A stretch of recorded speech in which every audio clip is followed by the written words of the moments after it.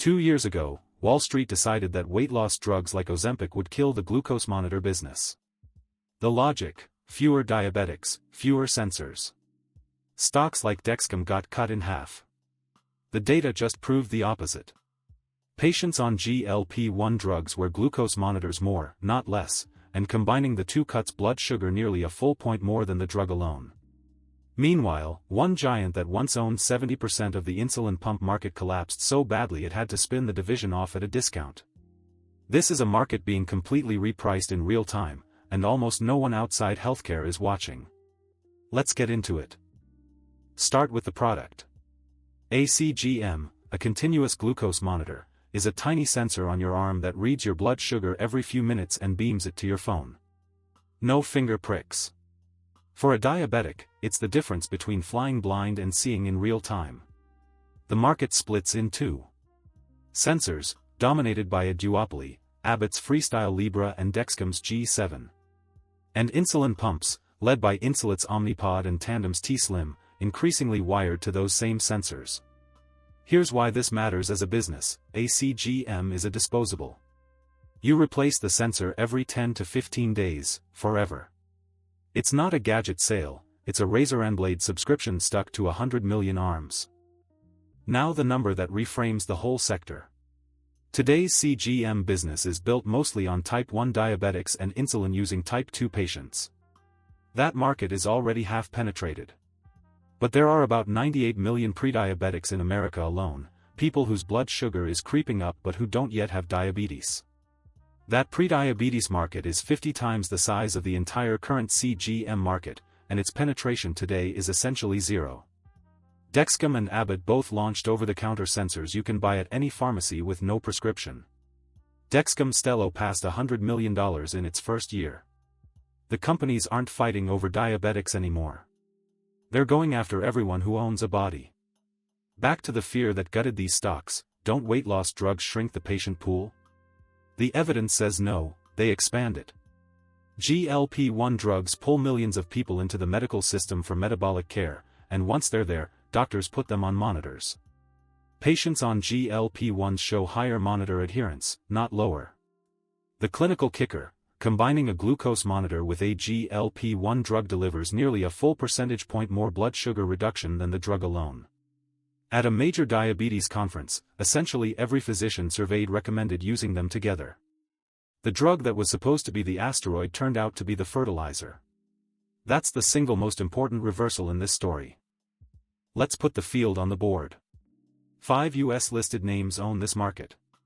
Abbott, the global volume leader with Freestyle Libre. Dexcom, the pure-play monitor specialist. Insulet, the tubeless pump disruptor. Tandem, the smaller pump rival. And Medtronic's diabetes unit, Minimed, the fallen giant, now a separate company. If you're following this series on the businesses quietly compounding behind everyday life, subscribe. Next up, the homebuilders winning a frozen housing market they never had to compete for. Same depth. Start with the cleanest bet on monitoring, Dexcom. It did $4.662 billion in revenue last year, growing 16%, and it's accelerating. Last quarter grew 15% with operating margins above 21%. It guided this year toward $5.25 billion. Two growth engines fire at once. Its G7 sensor now runs 15 days, the longest wear in the category. And Stelo, its over-the-counter sensor, cracked $100 million in year one, opening that 98 million person prediabetes door. Dexcom is the rare medtech name with both a defended core and a brand new market underneath it. Abbott's Freestyle Libre is the best-selling glucose monitor on the planet by volume. Its diabetes care business did about $7.6 billion, growing 17%, faster than Dexcom in absolute dollars. It's also pushing its own consumer sensor, Lingo, into the wellness market. But here's the risk the bulls gloss over. In January 2026, Abbott issued a Class 1 recall, the FDA's most serious, on roughly 3 million Libre sensors, linked to 7 reported deaths. In a business where a sensor literally drives insulin decisions, a reliability failure isn't a product problem, it's an existential one. Volume leadership and trust are the same asset, and trust is fragile. Now the fastest grower of the established names, Insulet. Its Omnipod is a tubeless, wearable insulin pump, and crucially, it's a disposable you replace every few days, not a 4-year hardware purchase. That razor blade model is why revenue grew 31% to $2.7 billion, at a stunning 71.6% gross margin, the highest in the group.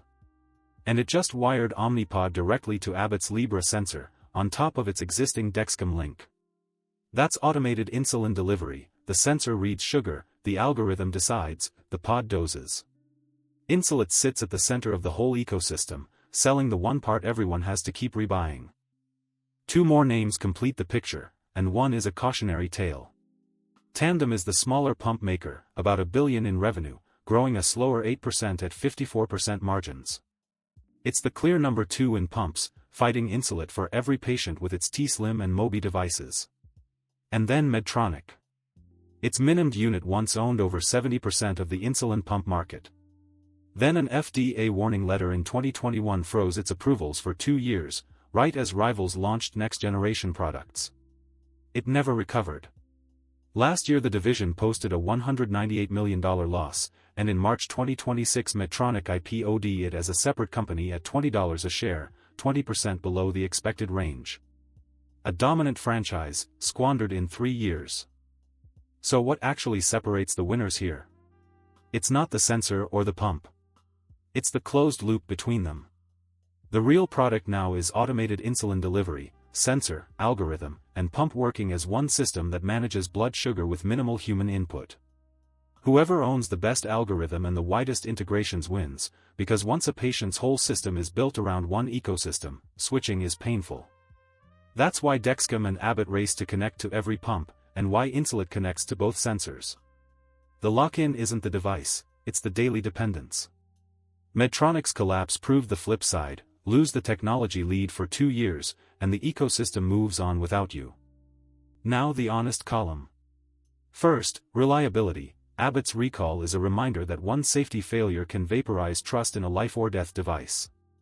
Second, pricing and competition. The Abbott Dexcom duopoly and the Insulet Tandem fight both pressure prices as volumes scale, especially over the counter.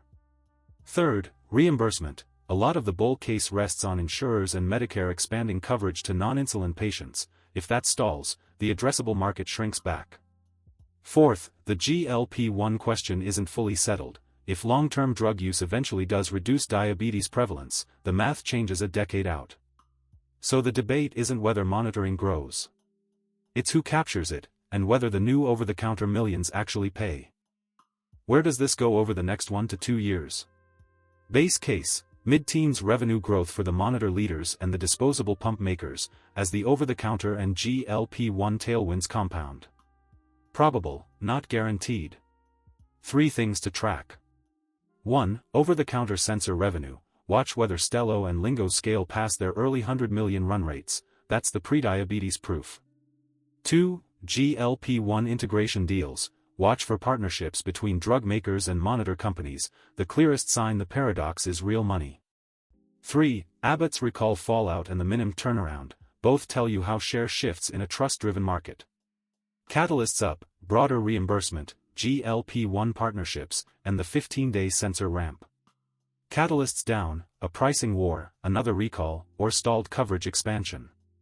Upstream sit the sensor chemistries and chip suppliers. Downstream sit 500 million diabetics and 1 billion plus prediabetics worldwide. The device makers in the middle turn a chronic condition into a subscription. The market priced these companies for a drug-driven apocalypse. Instead, the drugs are feeding them. The real market is 50 times bigger than the one they serve today, and the moat is shifting from the sensor to the algorithm that runs it. The winners won't be whoever sells the most diabetics a monitor. It'll be whoever turns the other 98 million into subscribers. I'm Big Z, follow me, see you in the next deep dive.